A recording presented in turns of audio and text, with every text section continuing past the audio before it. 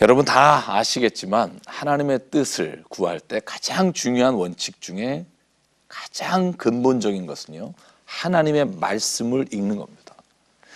저는 제가 왜 이렇게 강조하느냐면요, 제가 학위 논문을 쓸 때 학위 논문을 다 보고 나니까 성경 말씀을 인용을 했지, 제가 성경 말씀을 그 말씀 자체를 깊이 하나님 앞에서 하나님의 말씀으로 붙잡고 살아가지 못했던 저의 모습을 바라보게 되고, 그러면서 제가 성경 통독이라는 걸 하면서 하나님이 제게 주셨던 수많은 하나님의 뜻에 관한 말씀이 있었기 때문입니다. 하나님의 뜻을 알기 원하십니까? 하나님의 말씀을 읽으십시오. 여러분 시편 119편 10절에 이렇게 시편 기자가 말합니다. 내가 전심으로 주를 찾았사오니 주의 계명에서 떠나지 말게 하소서.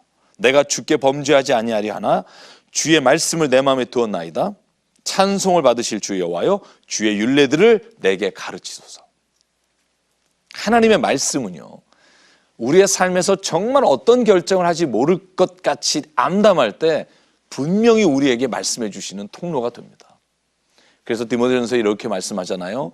하나님의 말씀은 우리를 교훈과 책망과 바르게 함과 의로 교육하기에 유익할 뿐 아니라 하나님의 사람으로 온전하게 하며 모든 선한 일을 행하기에 온전케 하기를 원하신다. 여러분, 말씀은 이런 능력이 있습니다. 그러므로 디모데후서 2장 15절에 사도 바울이 디모데에게 한 말씀에도 이렇게 말합니다. 너는 진리의 말씀을 옳게 분별하며 부끄러울 것이 없는 일꾼으로 인정된 자로 자신을 하나님 앞에 드리기를 힘쓰라. 예수께서 마태복음 4장에 보면 시험 당하실 때 어떻게 이깁니까? 말씀입니다. 하나님 말씀, 하나님 뜻을 몰라서 나는 어떻게 할지 모릅니다 라고 말하는 대부분의 분들이 하나님의 말씀을 읽지 않은 경우가 많습니다. 아니면 내 욕심과 정욕이 하나님의 말씀에 따라 순종할 준비가 되어 있지 않기 때문에 하나님의 뜻을 모른다고 말하는 것이지, 하나님은 우리가 이 땅에서 행할 수 있는 분명한 뜻을 성경 가운데 말씀하십니다. 성경을 어떻게 읽으면 하나님의 말씀을 분별하지 못하게 되느냐면요, 제비 뽑듯이 읽을 때 그렇습니다. 여러분, 성경을 이렇게 읽는 분이 있습니다. 제게 찾아와서 목사님, 오늘 제가 갑자기 성경을 읽는데 하나님이 이렇게 하시기를 원하시는 것 같습니다. 근데 그분은요, 성경을 이렇게 하루에 운세 뜨듯이 읽기 때문에 하나님의 깊은 뜻을 모르는 겁니다.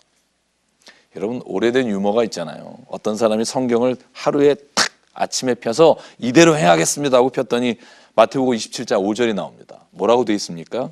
가룟 유다가 은을 성소에 던져놓고 물러가서 스스로 목매어 죽으니라. 여러분, 아침에 이렇게 묵상하면 찜찜하잖아요. 그래서 다시 성경을 한번 더 쫙 핍니다. 그랬더니 누가복음 10장 37절에 나옵니다. 예수께서 이르시되 가서 너도 이와 같이 하라. 여러분, 이거 듣고 하루 시작하기가 좀 너무 힘들잖아요. 그래서 한 번 더 핍니다. 요한복음 13장 27절 내 하는 일을 가서 속히 하라. 여러분, 제가 이런 성경 말씀을 읽는 데서 가장 잘못된 것 중에 하나가 성경 말씀이 하나님께서 전체적으로 주시는 뜻을 헤아리지 못하고 부분을 읽고 이것을 하나님의 뜻이라고 오해하는 경우입니다. 이게 왜 위험하냐면요, 내가 원하는 것을 하나님의 말씀으로 강화시키고 내 삶의 욕심을 채우기 위해 하나님의 말씀을 이용하게 되는 경우가 많기 때문입니다. 그래서 하나님의 말씀은 자의적으로 읽거나 제비 뽑듯이 읽는 것이 아니라, 하나님의 말씀은 내가 오늘 성경 말씀의 전체를 읽고 그 말씀 가운데 하나님의 온전하신 뜻이 무엇인지를 발견할 때부터 재밌어지기 시작합니다. 저는 확신합니다. 제가 성경을 매년 통독하고 매년 읽으면 읽을수록 깨닫는 것이 뭐냐 하면, 하나님의 뜻은 분명히 성경 안에 우리의 구체적인 문제까지 말씀해 주신다는 겁니다.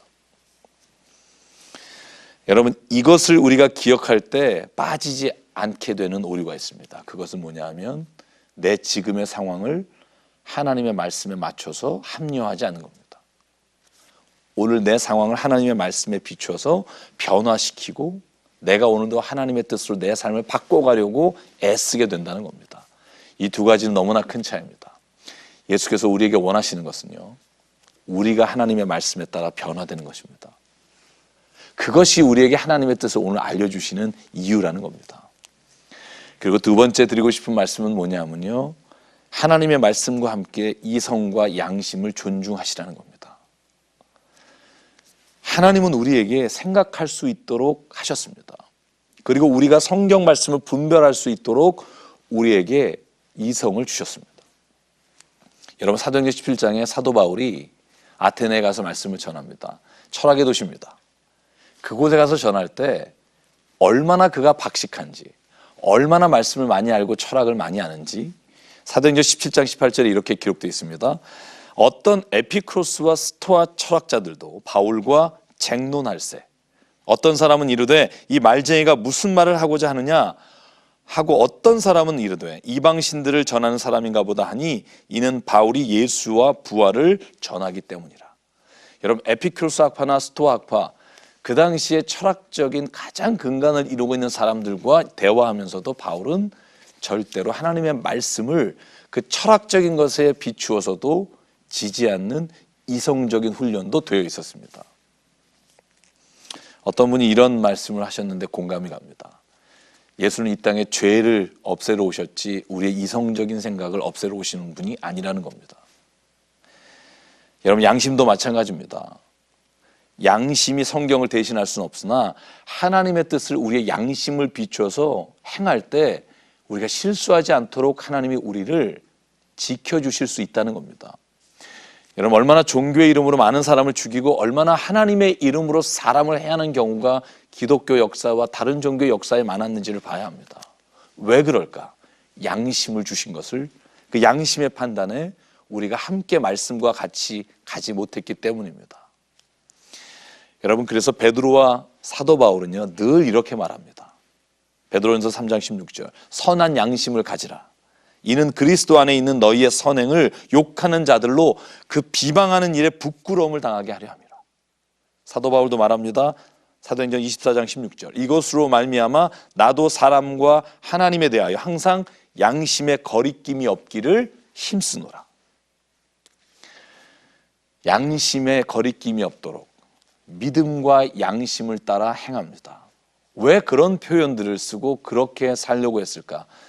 하나님의 말씀이 내게 다가올 때 그 말씀이 내게 주신 하나님의 이성과 양심을 따라 혹여나 잘못된 날을 살펴볼 수 있도록 우리에게 또 한 번의 기회를 주신 겁니다. 저는 압니다. 이성이 얼마나 도구적 이성으로 다른 사람을 판단하고 이용하는 데 쓰이는지를 잘 압니다. 그래서 우리는 이성이라는 도구를 늘 의심하며 봐야 합니다. 이것이 내 죄를 합리하기 위한 짓인지를 우리가 늘 되새겨야 합니다. 그러나 하나님의 말씀과 우리에게 주신 이성과 양심을 따라 하나님의 뜻을 함께 구할 때 하나님은 실수가 없고 후회가 없는 결정을 하도록 인도하신다고 저는 믿습니다. 마지막으로 하나님의 뜻을 구할 때요, 우리는 신앙 공동체의 조언에 귀를 기울여야 합니다. 우리가 함께하는 믿음의 교회, 함께하는 기도하는 사람들을 통해 하나님은 우리에게 말씀하십니다.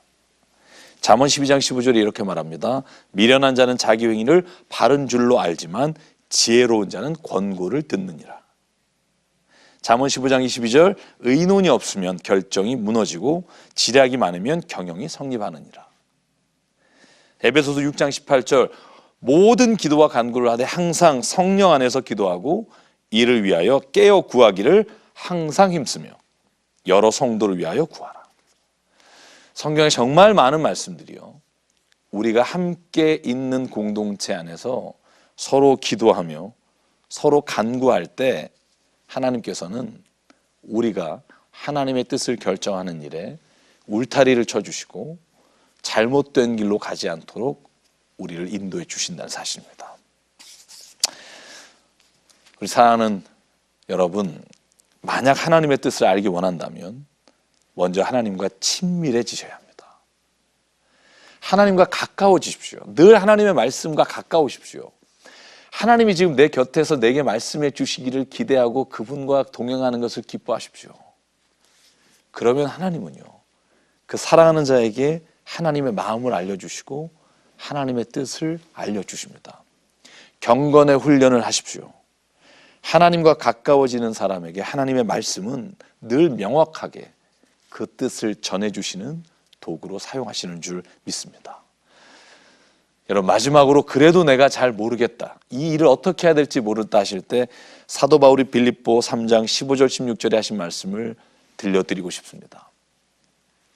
사도 바울이 이렇게 말합니다. 그러므로 누구든지 우리 온전히 이룬 자들은 이렇게 생각할지니 만일 어떤 일에 너희가 달리 생각하면 하나님이 이것도 너희에게 나타내시리라. 오직 우리가 어디까지 이르렀든지 그대로 행할지니라. 사도 바울은 이렇게 말합니다. 우리가 아직 하나님의 뜻 안에서 나의 결정과 하나님의 뜻을 잘 모르겠습니다. 그것이 기도의 제목입니까? 당신에게 지금 주신 일에 기쁨으로 어디까지 이르렀든지 그대로 행하십시오. 하나님이 그 행하는 가운데 보여주시고 알려주시고 하나님의 마음이 어떤 것인지를 드러내 주실 줄 믿습니다.